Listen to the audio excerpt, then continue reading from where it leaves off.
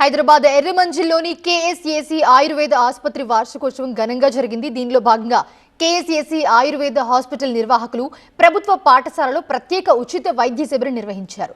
ఉచిత వైద్య శిబిరంలో ప్రభుత్వ పాఠశాలలకు చెందిన సుమారు 150 మంది పైగా విద్యార్థులు పాల్గొన్నారు. పాఠశాలలోని విద్యార్థులకు వివిధ వైద్య పరీక్షలు నిర్వహించడంతో పాటు ఎలాంటి ఆహారం తీసుకోవాలి, వ్యాయామం ఎలా చేయాలి అనే అంశాలపై ఆయుర్వేద వైద్యులు అవగాహన కల్పించారు. ఈరోజు మన కేఎస్ఏసీ హాస్పిటల్ది 28th యానివర్సరీ అన్నమాట. సో ఇక్కడ మనము చిన్న ఒక క్లినిక్గా ప్రారంభమై ఇప్పుడు తెలంగాణలో, ఆంధ్రలో అతిపెద్ద ఆయుర్వేదిక్ హాస్పిటల్గా మారిందనమాట. ఇక్కడ తెలంగాణ స్టేట్ ప్రభుత్వం అదేవిధంగా NABH అక్రెడిటేషన్ ఉన్న ఏకైక ఆయుర్వేదిక్ ఆసుపత్రి మనది. సో ఆయుర్వేదంకి అందరికీ ఒక చిన్న చూపు ఉండేది. అమ్మమ్మ వైద్యం, నాటు వైద్యం, చెట్టు వైద్యం, ఇది దీనికి తగ్గదు, మారదు, లేదంటే సైడ్ ఎఫెక్ట్స్ ఉంది, రకరకాల ఇది.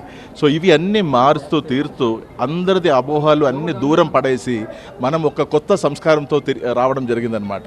ఏంటంటే ట్రీట్మెంట్కి ముందు రిపోర్టు, ట్రీట్మెంట్ తర్వాత రిపోర్టు. సో పేషెంట్ కళ్ళ ముందు చూడొచ్చు మనకి ఎంత రిజల్ట్ వచ్చిందని. సో ఇలా ఒక ఐడియాలజీతో ముందుకెళ్ళిన ఆయుర్వేదం మన ఇండియన్ వేదం నుంచి పుట్టి పెరిగిన శాస్త్రము. దీనికన్నా గొప్ప శాస్త్రం వేరే ఏం లేదు. దానికి అన్ని వైద్య విధానంకి తల్లిగా ఉన్న ఆయుర్వేదిక్ శాస్త్రం, ఆ శాస్త్రంది ఒక చిన్న డిసైపుల్ కేఎస్ఏసీ హాస్పిటల్.